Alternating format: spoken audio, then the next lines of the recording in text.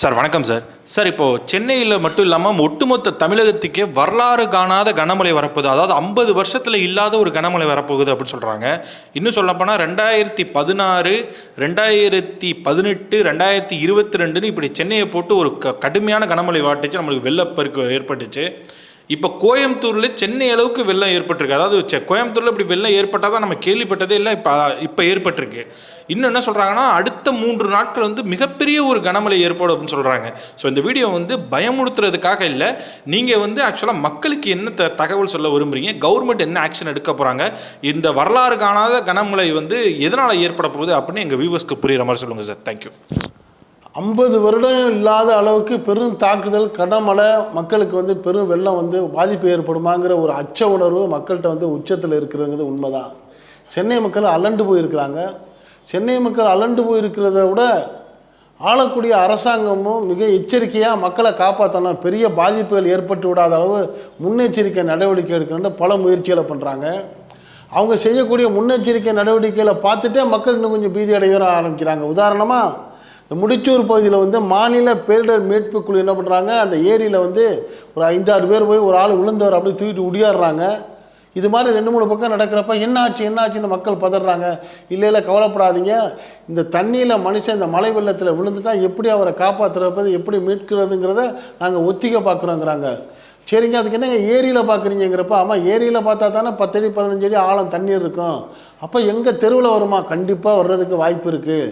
10 அடி உயரத்துக்கு கூட தண்ணி வரலான்னு மக்களுக்கு அடி உயரெலாம் புளி கரைக்க ஆரம்பிக்குது. ஆஹா, இப்போ ஒரு மிகப்பெரிய பாதிப்பு வரும் போல இருக்குது. நம்ம என்னடா பண்ணுறது? என்ன பண்ணுறாங்க, எப்படி பேரிடர் மீட்பு குழு வந்து முன்கூட்டியே அலர்ட் ஆகுறாங்களோ அதே மாதிரி மக்களும் அலர்ட் ஆகுறாங்க.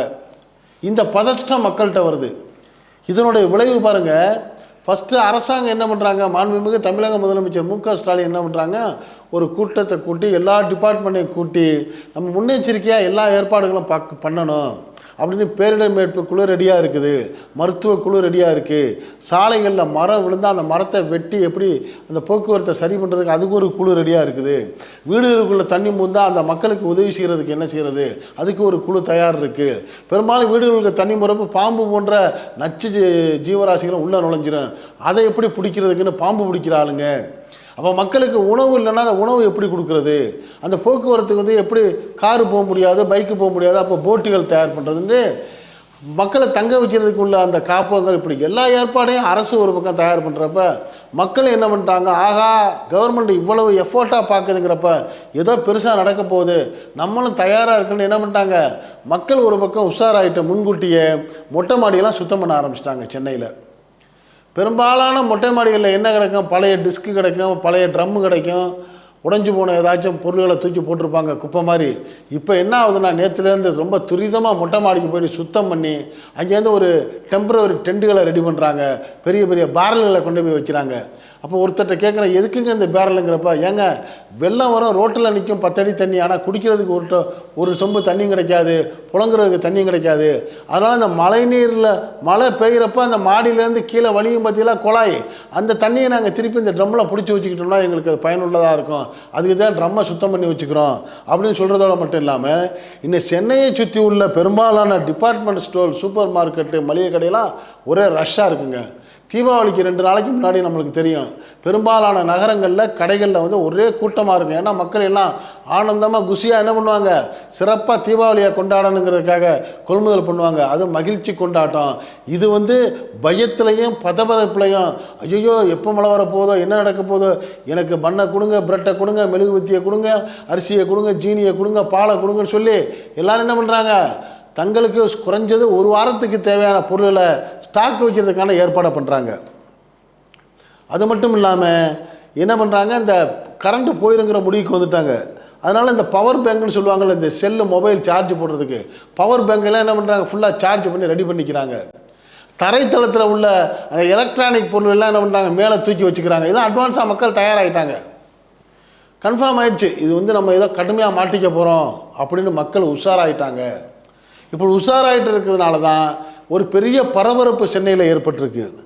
சென்னையில் மட்டும்தானாண்டா, வடகிழக்கு பருவமழை பெரும்பாலும் மாலை நேரத்தில் இரவு நேரத்துலேருந்து தான் வந்து அது தாக்குன்னு வானிலை ஆய்வு மையம் அறிவிச்சிருக்கிறதுனால மக்கள் என்ன பண்ணுறாங்க, நடுராத்திரியில் பெஞ்சால் நம்ம அந்த நேரம் எதுவும் செய்ய முடியுமா?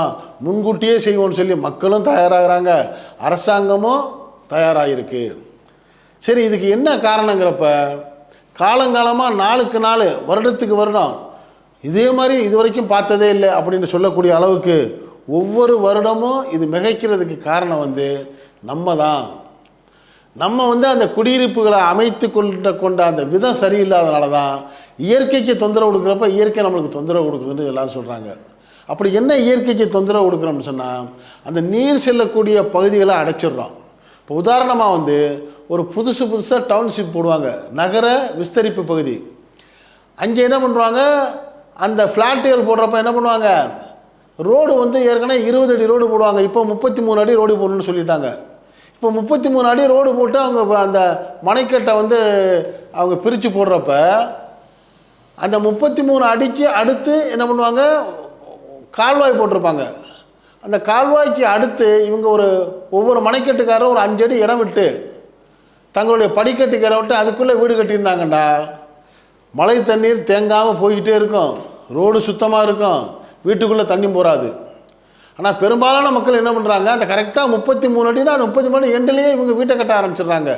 ரோட்டிலேருந்து வீட்டுக்குள்ளே கால் வைக்கணும்னு நினச்சா என்ன ஆகும், அந்த கால்வாய்க்கு மேலே இவங்க ஸ்லாபுகளை போட்டு மூடுறதுனால கால்வாய்க்குள்ளே உள்ள அடைப்புகள் குப்பைகள்லாம் தேங்கி அந்த நீருடைய போக்குவரத்து இல்லாமல் என்னாவது அங்கங்கே கொப்பளிக்க ஆரம்பிக்குது, நீர் தேங்க ஆரம்பிக்குது, வெள்ளப்பிரளயம் ஏற்படுது. இதோட இன்னும் மோசம், நீர்நிலையில் பிடிக்கக்கூடிய இடங்களில் இவங்க மனைக்கட்டுகளை போட்டு விற்கிறதுனால அது என்ன பண்ணுது, நாங்கள் இருக்கிற இடத்துல நீங்கள் வீடு கட்டினா நாங்கள் எங்கேயா போகணும், தண்ணி வர ஆரம்பிச்சிருது. இப்போ இதுக்கெல்லாம் காரணம் மனிதன் தான். சரி, முன்பை விட இப்போ ஏன் இவ்வளோ மழை அதிகமாக வருது, அதுக்கு காரணம் நம்ம தான். காரணம் இந்த மனிதன் வெளியிடக்கூடிய அந்த கார்பன் டை ஆக்சைடு அதிகமாகிட்டே போகுது, தாவரங்கள் வெளியிடக்கூடிய ஆக்சிஜன் குறைஞ்சிக்கிட்டே போகுது. அப்போ கிட்ட என்ன ஆகுது, புவி வெப்பமயம் அதிகமான உடனே மழை கொட்டோன்னு கொட்ட ஆரம்பிக்குது. ஊருக்குள்ளே நகரங்களுக்கு உள்ள மட்டுமா கொட்ட ஆரம்பிச்சிருக்கு. இப்போ சமீபத்தில் ஒரு செய்தி ரொம்ப அதிர்ச்சியாக இருக்குது. சஹாரா பாலைவனத்தில் கடுமையான மழை பெய்ந்து அங்கே ஒரு வெள்ளப்பிரளயம் மாதிரி ஆகிருக்கு. சஹாரா பாலைவனம்னாலே தெரியாது, பாலைவனம் தண்ணிக்கு கண்ணுக்கெட்டின தூரம் தண்ணி இருக்காது, சுடு மணல் இருக்கக்கூடிய அந்த பாலைவனத்தில் இன்றைக்கி மழை பெய்யுதுன்னா மிகப்பெரிய ஒரு மாற்றம் பூமியில் ஏற்படுது. இந்த மிகப்பெரிய மாற்றத்தை ஏற்படுத்தினது யாரும் மனுஷன்தான். உதாரணமாக இப்போ சொல்கிறாங்க, பெரும்பாலும் சென்னைக்குள்ளே கடல் நீர் உள்ளே போயிருக்கிறாங்க, கடல் நீர் புகுந்துரும் அப்படிங்கிறாங்க. ஏற்கனவே ஒரு செய்தி வந்துச்சு, சென்னை ஒரு நாள் கடல் நீராலே அழியப்பட வாய்ப்பு இருக்குன்னு சொன்னாங்க. அது எப்படி அழியப்பட வாய்ப்பு இருக்குது, அந்த பனிப்பாறைகள் இந்த புவி வெப்பமயனால் உருக ஆரம்பிச்சிருச்சு. அப்போ அந்த பனிப்பாறைகள் உருகிறதுனால கடலுடைய நீர்மட்டம் ஒரு வருடத்திற்கு ஒரு சென்டிமீட்டர் அளவு உயர்ந்துக்கிட்டே வருது. இது காலப்போக்கில் அந்த கடல் நீர்மட்டம் உயர்ந்துச்சுன்னா அந்த தரை மட்டத்தை விட நீர்மட்டம் உயர்றப்போ ஆட்டோமேட்டிக்காக தரையை நோக்கி தண்ணி வர்றதுக்கு வாய்ப்பு இருக்கா இல்லையா? இப்போ அதை தவிர்க்கிறதுனா, அந்த பனிப்பாறை உருகிறத தவிர்க்கணும்னா புவி வெப்பமாகிறத நம்ம மனுஷன் தடுக்கணும். புவி வெப்பமாகிறத தடுக்கணும்னா அந்த புவியை வெப்பமாக்கக்கூடிய அந்த கார்பன் டை ஆக்சைடை வெளியிடக்கூடிய சூழ்நிலையை மாற்றணும். ஒரு வீட்டில் 5 பேர் இருந்தால் 5 வாகனம் வச்சுக்கிட்டு 5 பேரும் பெட்ரோல் போட்டு ஓட்டினோம்னா என்ன ஆகும், புவி வெப்பமாகுமா ஆகாதா? 10 ரூம் இருந்தால் 10 ஏசியை போட்டு ஓட்டினோம்னா வெப்பமாகுமா ஆகாதா? இதையெல்லாம் ஒரு கட்டுப்படுத்தி மனுஷன் வாழ பழகினா தான் இயற்கை பாதிக்கப்படாது, மனிதனுடைய வாழ்க்கையும் பாதிக்கப்படாதுங்கிற ஒரு கவலையைத்தான் இன்றைக்கி வானிலை ஆய்வாளர்களும் விஞ்ஞானிகளும் சொல்ல ஆரம்பிக்கிறாங்க. தமிழ்நாட்டில் முன்னெச்சரிக்கையாக அரசு நிறைய ஏற்பாடுகளை செஞ்சாலும் ஒவ்வொரு வருஷமும் அரசுக்கு இப்படி தலைவலி கொடுக்காம, நம்மளுக்கு தீங்குகளை ஏற்படுத்தாமல் இதையெல்லாம் தவிர்த்து வந்தோம்னா காலப்போக்கில் நம்ம நல்ல வாழ்க்கை வாழ முடியும். இப்போ முன்னெச்சரிக்கையாக இந்த பள்ளி கல்லூரிகள் கூட விடுமுறை விட்டுருக்காங்க.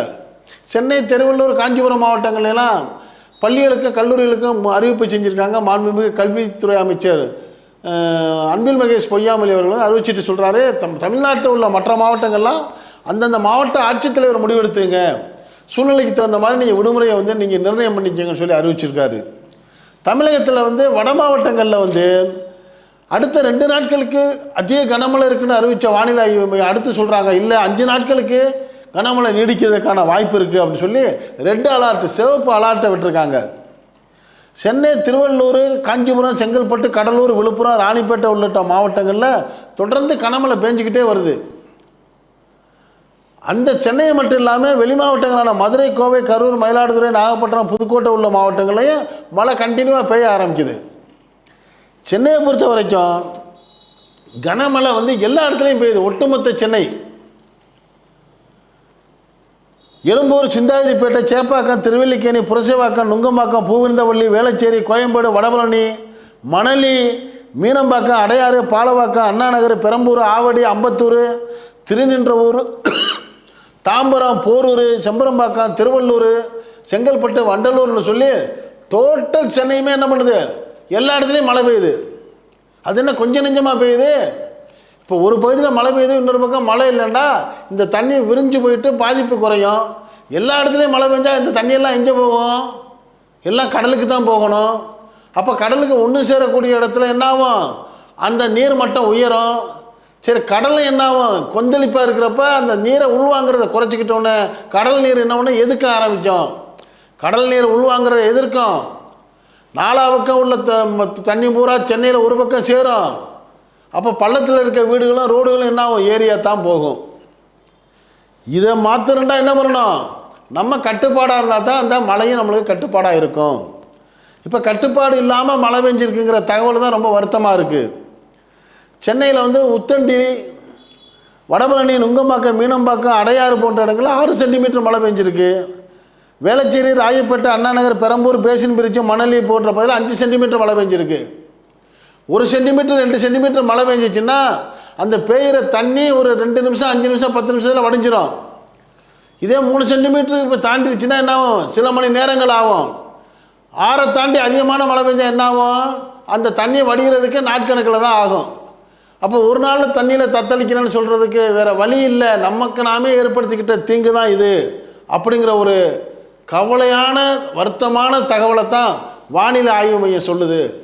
இதுலேருந்து நம்ம மீளணும்னா என்ன பண்ணணும்? ஒவ்வொரு வருஷமும் இப்படி துடிச்சிக்கிட்டே இருக்காம இப்போ எப்படி நாளைக்கு வரப்போகிற மழையிலேருந்து நம்ம காப்பாற்றுற அரசும் ஒவ்வொரு தனி மனிதனும் முன்னெச்சரிக்கையாக செய்திகளோ அதே மாதிரி நாளைக்கு இது நடக்காமல் இருக்கிறதுக்கு நம்ம என்ன செய்யணுங்கிற ஒரு திட்டமிடலை உருவாக்கி நம்மளை காப்பாற்றிக்கணும். தண்ணி தாவக்கூடிய இடங்களில் வீடு கட்டுறதை குறைக்கணும். வாய்க்கால் வசதியை மிக சுத்தமான சூழ்நிலையாக வச்சுருக்கணும். நீர்நிலைகளை தடுக்கிற சூழ்நிலையை மாற்றணும். அதே மாதிரி புவி வெப்பமயத்தால் குறைக்கணும். தாவரங்களை, செடி கொடிகளை, மரங்களை வளர்க்கணும். இப்படி திட்டமிட்டால் அடுத்தடுத்த வருடங்களில் இது போன்ற அபாயங்கள்லேருந்து நம்ம காப்பாற்றிக்கலாங்கிற ஒரு நல்ல தகவலை தான் நம்ம இந்த காணொலி மூலம் உங்களுக்கு தெரிவிக்கிறோம். இது பற்றிய உங்களுடைய கருத்துக்களையும் நீங்கள் இந்த உள்ளத்தில் உள்ள கமெண்ட் செக்ஷனில் கமெண்ட்ஸ் பண்ணுங்கள். இந்த செய்தி பிடிச்சிருந்தால் இதுக்கு ஒரு லைக் கொடுங்க. இதே போன்ற செய்திகள் உடனுக்குடன் 4 செவத்துக்குள்ளே இருக்கிற உங்களுக்கு நாட்டில் 4 பக்கம் நடக்கக்கூடிய செய்திகள் உள்ளபடி வந்து சேர இதுவரை நம்ம சேனலுக்கு சப்ஸ்கிரைப் பண்ணாதவங்க சப்ஸ்கிரைப் பண்ணுங்கள். மறக்காமல் பக்கத்தில் இருக்க பெல் ஐக்கானை கிளிக் பண்ணுங்கள். அப்போ தான் நம்ம போடக்கூடிய ஒவ்வொரு செய்திகளும் உங்களுக்கு நோட்டிஃபிகேஷன் காட்டும். நீங்கள் விரும்பிய செய்திகளை பார்க்கலாம். என்றும் இணைந்திருப்போம். நன்றி, வாழ்த்துக்கள்.